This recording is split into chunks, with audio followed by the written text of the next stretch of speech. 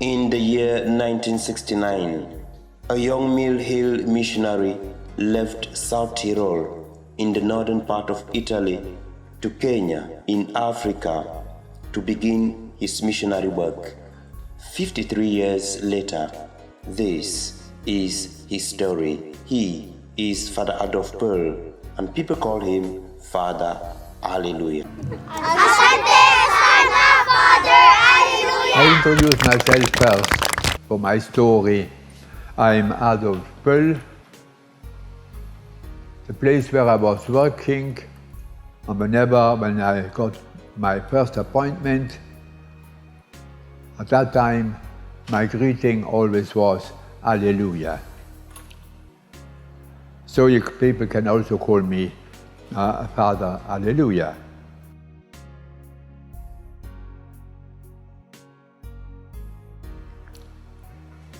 I was born into a fairly big family.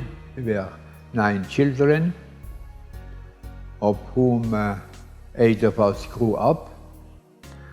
And we were farmers back at home. Mountain farmers, cattle farmers. We had goats, we had sheep, but mainly we are living on milk, which at that time mother was skinning to make butter. The butter she could sell.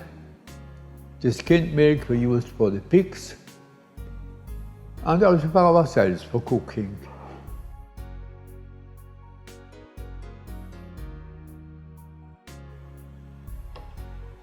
I was born in 1940.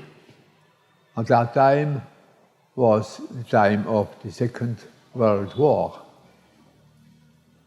And our people, many of my people, those who were about 16 plus old, they were all at that time in the army. Very many in Russia. And we have certain families there in our neighborhoods where 3 people never came back from war.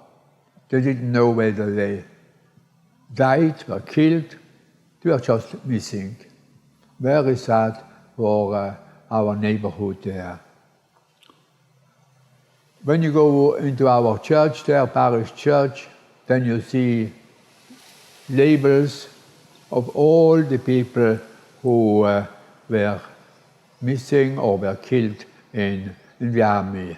Very sad, because our people at that time, in the Second World War, did not know for whom they were fighting. Because we were, as German-speaking people, under Italy, officially. And there was Hitler, and he made a contract with agreement with Mussolini, and so they both were actually fighting together. Anyway, this was the time when I was born. I remember still when one day my dad came back from, he wasn't really in the war, but he was in self-defense, or he was chosen as one who should be alert and watch from the mountains whether the enemies were coming. So he came in uniform, I still remember, and I ran to my mother and said, no, the enemies are here, the enemies are here. I didn't recognize my dad because he was in that military uniform.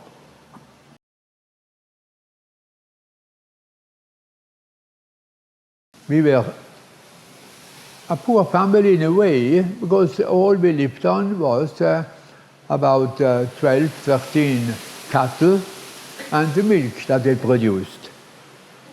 Up there in the mountains where we were living, there was no chance to plant maize or anything else. because it's a very cold area. A few potatoes we had, and then some little rye, and a kind of wheat sort.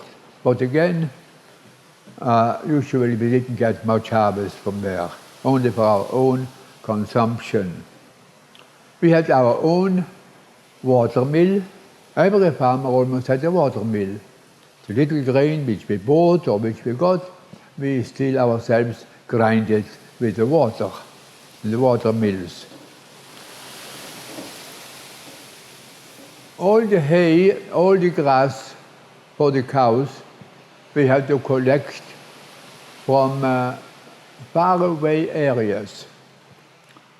Sure, in the beginning, in our home around the farm also, we cut all the grass, let it dry, stored it, but then we had to go higher up on the mountains.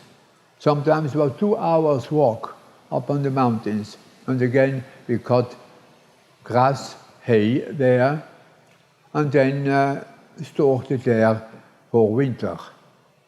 In winter we would go there for a sledge, with a sledge when the snow was there, and push that or bring that hay down to the farm.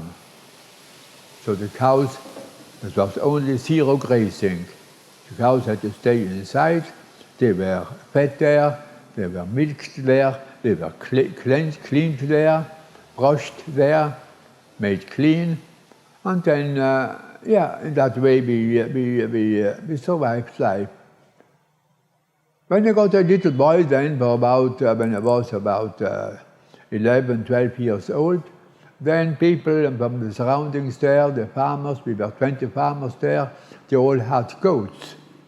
So I was chosen or asked to be employed to take the goats every day from one farm to the other, to the other, to the other, and then eventually up to the hills, to the mountains, to graze them there.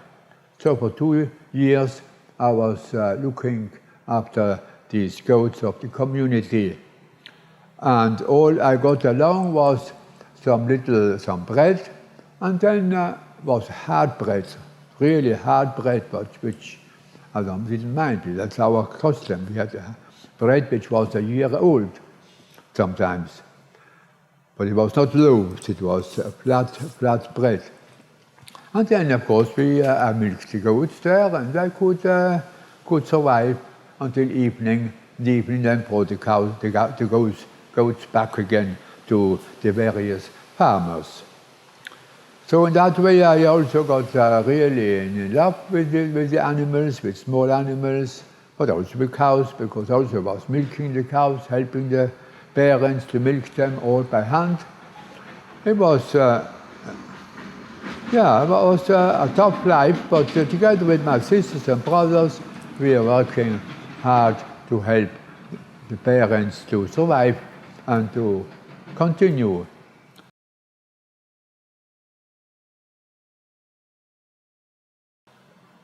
But then, studies. We had a primary school near our farm. The 20 farmers, they had a school there, but only one teacher.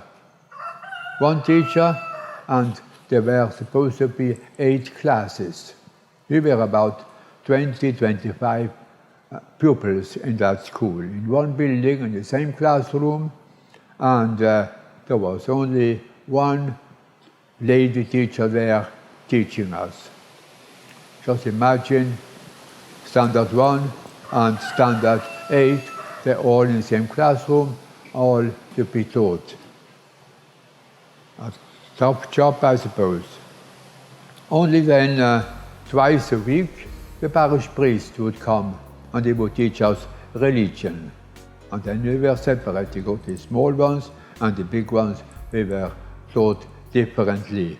He would then also come to that little mountain chapel there, and we would have Mass.